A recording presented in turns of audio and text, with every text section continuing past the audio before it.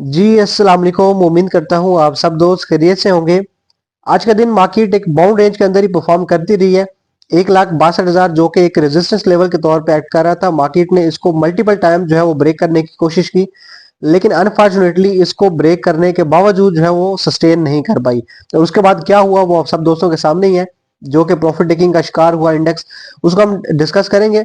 लेकिन जो है वो अगर आप मेरी वीडियोस देखते हैं रेगुलरली तो आपको याद होगा कि मैं अपनी अक्सर वीडियोस में कहता हूं कि जब भी आपका इंडिविजुअली कोई स्टॉक है या आपका जो है वो 100 इंडेक्स है, जब एक बाउंड रेंज के अंदर परफॉर्म करता है, जब एक स्पेसिफिक जोन के अंदर परफॉर्म कर रहा होता है, तो उसके बाद जो है वो दो ही कंडीशनें बनती हैं।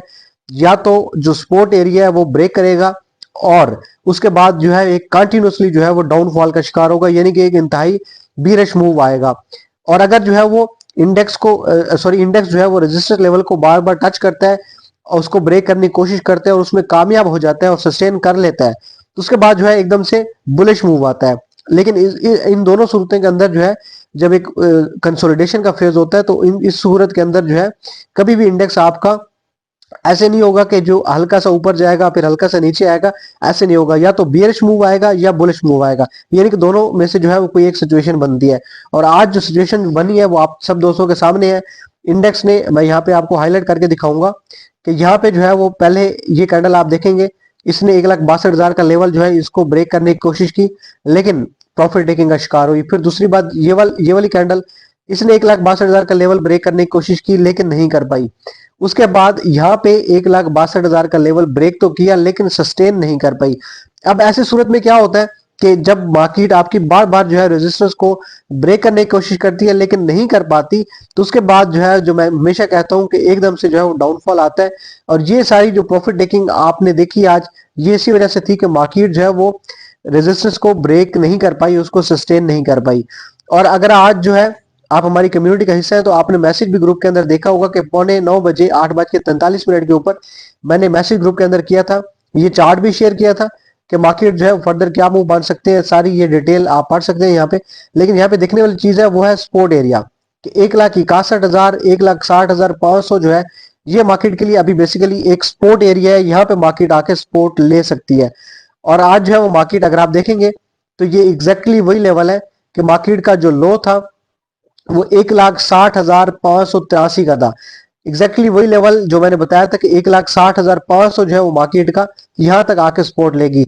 अब हुआ ये है कि मार्केट चूंकि रेजिस्टेंस को ब्रेक नहीं कर पाई, मल्टीपल टाइम इसको टच करने के बाद सस्टेन नहीं कर पाई, तो एकदम से जो है प्रॉफिट टेकिंग आई है। और वो प्रॉफिट टेकिंग इतनी हैवी थी कि मार्केट जो है वो 1,60,000 का लेवल भी जो है इसको, सॉरी 1,61,000 का लेवल जो है इसको भी सस्टेन नहीं कर पाई, और एक मूव के अंदर जो है वो नीचे गिरती हुई 1,60,500 के करीब जाके इसने सपोर्ट लिया।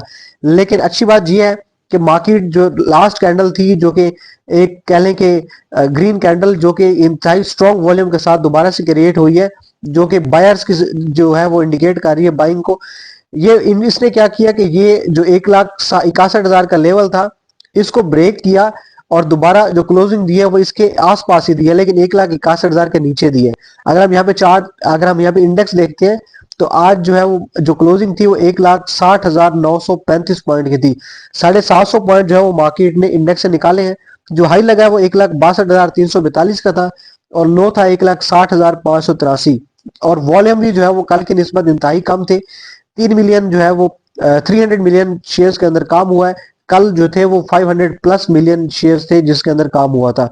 तो वॉल्यूम कल की निस्बत जो है वो काफी ज्यादा कम हुए हैं, और प्रॉफिट टेकिंग भी जो है वो रेजिस्टेंस के बाद आई है। तो मैं भी जो है वो इसी बात को हमेशा दोहराता हूँ, दोबारा भी रिपीट करूंगा कि इंडेक्स हो या इंडिविजुअल कोई स्टॉक हो, जब एक लेवल तक चला जाता है, जब एक रेजिस्टेंस लेवल के पास पहुंच जाता है, तो उसके अंदर एटलीस्ट 20 30% 40% तक जो है वो प्रॉफिट टेकिंग करना बहुत जरूरी होता है। अगर आप नहीं करते तो सुबह जो आपका प्रॉफिट होता है वो शाम के टाइम, मार्केट के क्लोज होने के टाइम पे जो है वो प्रॉफिट आपका सारा या तो खत्म हो चुका होता है, और अक्सर औकात तो ऐसा भी होता है कि आपका जो बाइंग प्राइस होती है वो उससे भी नीचे स्टॉक गिर जाता है। तो ये सिर्फ और सिर्फ गलती जो है वो यही है कि आप लोग जो है वो रेजिस्टेंस लेवल के ऊपर आकर के जो है वो सेलिंग नहीं करते हैं, या स्पोर्ट एरिया पे जब बाइंग करनी होती है तो तब बाइंग नहीं करते हैं। डिसीजन मेकिंग जो है वो बहुत जरूरी होता है ट्रेडिंग के अंदर, मार्केट के अंदर, कि आप एन एन मौके के ऊपर, एग्जैक्ट टाइम के ऊपर जो है राइट डिसीजन नहीं ले पाते। अगर हम वॉल्यूम देखते हैं तो 302 मिलियन जो है वो आज शेयर्स में कम हुआ है। और इसी तरह जो आज के टॉप लूजर्स थे उसके अंदर KTML, GADT, SSO, अच्छा ये ऐसी कंपनीज हैं जिनमें जो है वो हम लोग काम नहीं करते हैं, यानी कि ये वो कंपनीज है जो कि यहाँ पे काबिल जिक्र नहीं है या इतनी इंपॉर्टेंट नहीं है जिनको डिस्कस करना। तो खैर ऐसी पेनी स्टॉक के अंदर या ऐसी कंपनीज के अंदर हम वैसे भी काम नहीं करवाते हैं। इसके बाद अगर गेनर्स की बात करते हैं तो PIOC जो है वो गेनर था आज, PKGP, PIBTL, PTC और POL। अच्छा खैर PIBT जो है वो हमारी भी कॉल इसके एक्टिव है। लेट्स सी कि फर्दर इसके अंदर जो है वो क्या मूव बनते हैं। आगे चलते हैं और सेक्टर वाइज परफॉर्मेंस अगर देखते हैं हम तो इंडेक्स में आज जो है वो कमर्शियल बैंक दोबारा से लीड करते हुए दिखाई दिए। मार्केट को जो है वो पुल करते हुए 400 पॉइंट जो है वो इनकी वजह से निकले हैं। इसके बाद इन्वेस्टमेंट बैंक और बाकी की जो सिक्योरिटी कंपनीज, इन्वेस्टमेंट कंपनीज जो है उनकी तरफ से पॉइंट निकले हैं 165 पॉइंट। फर्टिलाइजर सेक्टर की तरफ से 62 पॉइंट। इन टेक्सटाइल जो कंपोजिट कंपनीज है उनकी तरफ से जो है वो तकरीबन 60 पॉइंट निकले।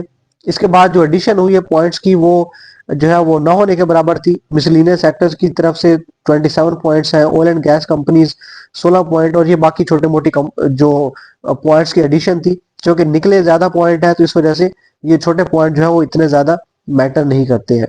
अब यहाँ पे जो सबसे जरूरी चीज जो कि देखने वाली है वो ये है कि करंटली मार्केट की जो क्लोजिंग है वो क्या इंडिकेट कर रही है और कल का दिन जो है वो मार्केट के लिए कैसा हो सकता है। इसको हम टेक्निकली जो है वो डिटेल में डिस्कस करेंगे वीडियो के लास्ट में। उससे पहले जो है वो आज की जो इंपॉर्टेंट न्यूज है उनको जो है वो देख लेते हैं जरा हम। लेकिन मैं साथ ही साथ ये बताता जाऊं कि जो हमारी कम्युनिटी है जिसमें आपको 100 इंडेक्स का एनालिसिस भी मिल जाता है, आपको हर तरह की न्यूज मार्केट के बारे में, स्टॉक कंपनीज के बारे में, वट एवर जो भी अपडेट्स आ रही होती है यहाँ पे सारी मिल जाती है। तो ज्वाइन करने के लिए आपने व्हाट्सएप के ऊपर हमें रब्ता करना है। नंबर आपको डिस्प्ले में नजर आ रहा है। अगर आप हमारी सर्विसेज लेना चाह रहे हैं किसी भी तरह की, चाहे आप ट्रेडर हैं, चाहे आप लो रिस्क के ऊपर काम करना चाह रहे हैं और आप स्विंग कॉल्स खेलते हैं, या आप जो है इन्वेस्टर हैं या लॉन्ग शॉर्ट टर्म या लॉन्ग टर्म इन्वेस्टर, हर तरह की जो है सर्विसेज प्रोवाइड करते हैं। सर्विसेज लेने के लिए आपने सेम ही नंबर के ऊपर रब्ता करना है, आपको सारी डिटेल जो है वो फर्दर शेयर कर दी जाएंगी। सबसे पहली जो न्यूज है वो IT एक्सपोर्ट्स के हवाले से है जो कि अपने ऑल टाइम हाई के ऊपर जा चुकी हुई है। अक्टूबर 2025 के अंदर 386 मिलियन डॉलर्स की जो है वो एक्सपोर्ट्स हुई है। अगर हम इसको कंपेयर करते हैं प्रीवियस मंथ के ऊपर या प्रीवियस ईयर के हिसाब से, तो अगर हम ईयर ऑन ईयर बेसिस के ऊपर देखते हैं तो 17% जो है वो इंक्रीज है। और अगर हम मंथ ऑन मंथ देखेंगे तो 5.5% जो है वो इंक्रीज है प्रीवियसली मंथ की निस्बत। और ये जो पहले 4 महीने है फॉर द ईयर 2026 उसके अंदर अभी टोटली जो हमारा इंक्रीज है वो 20% है प्रीवियस ईयर के हिसाब से।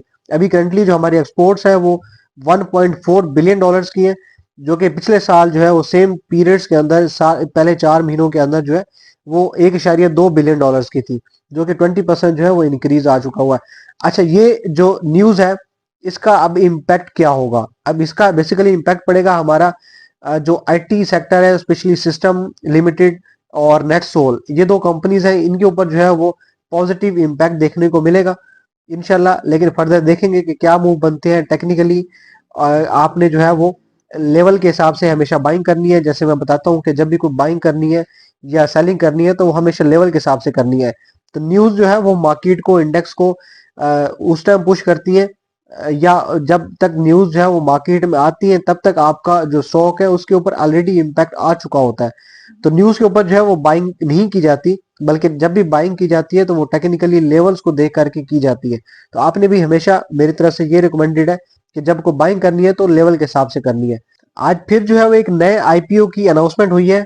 जैसे मैंने जो है वो एक पहले भी एक वीडियो में डिस्कस किया था कि ये जो अगले हमारे 6 महीने, सॉरी 8 महीने जो है, दिसंबर से ऑनवर्ड जो आगे 8 महीने, इसके अंदर जो है एक रिसर्च रिपोर्ट थी कि हर महीने एक नई IPO जो है वो लॉन्च की जाएगी। और तकरीबन 7 से 8 न्यू IPOs हैं डिफरेंट सेक्टर से। वो फार्मा सेक्टर भी है, उसमें आपका ऑटोमोबाइल सेक्टर भी है और बाकी के सेक्टर्स भी हैं। मुख्तलिफ सेक्टर से जो है आपके IPOs आने लगे हैं। तो पिछली वीडियो में मैंने जो है, अगर आप जो है सेकंड लास्ट वीडियो देखेंगे तो उसके अंदर भी मैंने एक दो IPOs का डिस्कस किया था। अभी जो IPO आने लगा है वो ये है कि मैक्टो फूड को आप सब जानते ही हैं, इसी की जो है वो एक सेकंड कंपनी है फलक फूड्स प्राइवेट लिमिटेड के नाम से।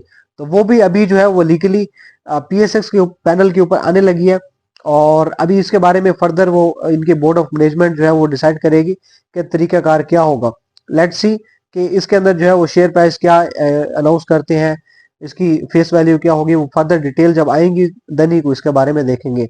अगली न्यूज बरकात फ्रिजन बीएफ एग्रो के हवाले से है। और न्यूज क्या है, न्यूज ये है कि इन्होंने जो है अभी अपना दुबई के अंदर भी जो है वो सेटअप लॉन्च किया है। अपनी जो है एक होली ओन सब्सिडरी कंपनी के साथ जो है इन्होंने दुबई के अंदर जो है वो एक सेटअप लॉन्च किया है। अच्छा, इस न्यूज को बेस बना के जो है बीएफ एग्रो के ऊपर डायरेक्टली इम्पैक्ट पड़ेगा, क्योंकि ये इसके फंडामेंटल्स को भी जो है वो शो कर रही है कि कंपनी जो है वो कितने एक्टिवली जो है वो काम कर रही है। रिसेंटली कंपनी जो है बीएसएस के ऊपर जो है वो आई थी, और उसके बाद इसने कितनी ज्यादा जो है वो मूव बनाए, कितने ज्यादा कैपिटल गेन दे चुकी हुई है, वो आप सब दोस्तों ऑलरेडी जो है वो आप सब दोस्तों को पता है। अभी जो है वो इस न्यूज के ऊपर जो है वो बाइंग कर सकते हैं बिल्कुल ही। मैं हमेशा जैसे मैं पहले कहता हूँ कि आपने बाइंग करनी है तो लेवल के हिसाब से करनी है, लेकिन इस बार जो है इस न्यूज को बेस बना के आप बाइंग कर सकते हैं, क्योंकि आज की जो क्लोजिंग थी बीएफ एग्रो की वो कुछ ऊपर नहीं थी, यानी कि बहुत ज्यादा बुलिश मूव में अपनी जो है इसने क्लोजिंग नहीं दी है। तो करंटली जिस लेवल पे क्लोजिंग दी है इस लेवल के ऊपर जो है इसमें बाइंग बनती है। फर्दर जो है इसके अंदर टारगेट आप अपने हिसाब से सेट करेंगे कि इसके अंदर फर्दर किस रेट तक जो है वो जाएगा और कहाँ पे आपने एग्जिट लेना है। वापस आते हैं जी चार्ट के ऊपर और देखते हैं कि फर्दर जो है वो कल की डेट में मार्केट के लिए क्या मूव बन सकते हैं। अच्छा, आज की जो क्लोजिंग थी वो 1,61,000 के नीचे ही दी है, लेकिन अभी करंटली मार्केट के लिए जो कि रेजिस्टेंस के तौर पे एक्ट करेगा वो लेवल है 1,61,600 से लेकर 1,62,000। अगर मैं यहाँ पे जो है वो एक रेजिस्टेंस ड्रॉ करूं तो ये करंटली जो एरिया है, सॉरी इसको दोबारा से ड्रॉ करते हैं, ये वाला जो एरिया है 1,61,600 650 से लेकर के ऑनवर्ड 1,62,000 तक, ये लेवल जो है वो मार्केट के लिए अभी एक रेजिस्टेंस के तौर पे एक्ट करेगा, और स्पेशली 1,62,000, क्योंकि मार्केट जो है लास्ट टाइम भी यहीं से जो है वो रिटर्न हुई है, वापस हुई है, इसको सस्टेन नहीं कर पाई। अगर मार्केट इसको सस्टेन कर जाती है वॉल्यूम के साथ, क्योंकि लास्ट जो कैंडल थी आखिरी टाइम पे जो है वो एक अच्छे वॉल्यूम जो है एक अच्छी बाइंग देखने को मिली है, तो ये बाइंग जो है मार्केट को पुश कर सकती है कि अगले रजिस्टर के ऊपर जाए। अगर मार्केट इस लेवल के आसपास आती है तो तरीकाकार वही होगा कि आपके जो भी स्टॉक जो है वो प्रॉफिट में है एटलीस्ट 20 30% 40% जो है उनके अंदर प्रॉफिट टेकिंग लाजमी करनी है। अगर तो आपने प्रॉफिट टेकिंग की और मार्केट जो है इस लेवल को सस्टेन करके ऊपर जो है यहाँ पे ट्रेड करवाती है, तो आपके जो रिमेनिंग स्टॉक आपके पास पड़ा होगा उसके लिए आपका जो सेलिंग पॉइंट होगा वो 1,63,000 तक जो है वो फर्दर एक रैली बनेगी इंशाल्लाह। यानी कि 1,63,000 तक जो है वो मूव बनेगा, तो आप आगे फर्दर जो है उस हिसाब से सेलिंग करेंगे नेक्स्ट रेजिस्टेंस के ऊपर। लेकिन अगर जो है मार्केट इसको ब्रेक नहीं कर पाती और नीचे आ जाती है तो आपके वही स्टॉक जो यहाँ से बढ़ते हुए जो है यहाँ तक मार्केट आएगी, तो जो स्टॉक साथ बढ़ेंगे आपके वही स्टॉक जब ये वापस इसी लेवल पे आएगी तो वो उससे भी ज्यादा जो है वो नीचे आ चुके होंगे, तो आपका प्रॉफिट जो बनेगा वो भी जाएगा हाथ से और साथ साथ जो है वो कैपिटल भी जाएगा। तो जरूरी है कि हर रजिस्टर के ऊपर जो है वो प्रॉफिट टेकिंग जरूर किया करें। और अभी करंटली जो स्पोर्ट एरिया होगा वो 1,60,500 जो है वो मार्केट के लिए एज अ स्पोर्ट एक्ट करेगा, और जो रेजिस्टेंस है वो मैं ऑलरेडी बता चुका हूँ। और पहले ही जो प्रॉफिट टेकिंग आपने करनी है 1,62,000 के ऊपर, और उसके बाद 1,63,000 तक जो है वो नेक्स्ट मूव देखने को मिल सकता है। Thank you so much for watching Wisex private limited. अल्लाह हाफिज।